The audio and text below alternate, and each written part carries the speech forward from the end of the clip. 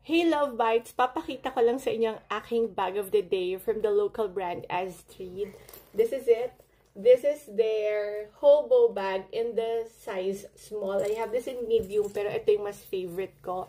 Kasi tignan, it just fits perfectly, diba? And since I've been transitioning to small bags, sobrang perfect lang ito for me. This is in the shade Chili. Ayan. Usually, ang mga bags ko nasa neutral color, especially black. Pero ito, gusto ko lang kasi at least a pop of color. Nilagyan ko lang ng mga anik-anik dyan and my clamp. So, what fits here? This is the small one. Pero this can fit a lot of things here. Number one is yung phone na hindi ko na mapapakita sa inyo dahil gamit ko ngayon to film this. It's a Samsung S25 Ultra. So, malaki pero kasha here. And then, next, syempre, it's that time of the month, kaya meron akong pads.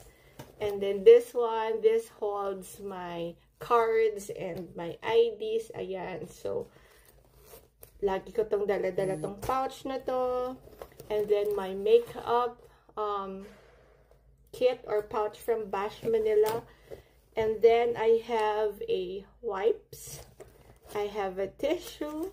If it's not obvious, favorite ko, cinnamon roll. And then, mints.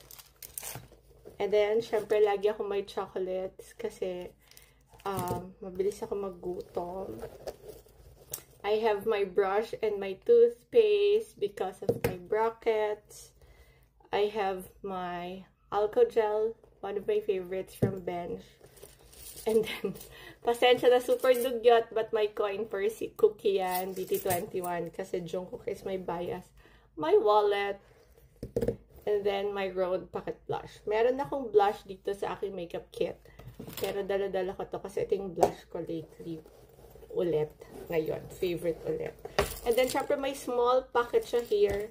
Kaya meron pa akong resibo dito from the groceries. My hand cream.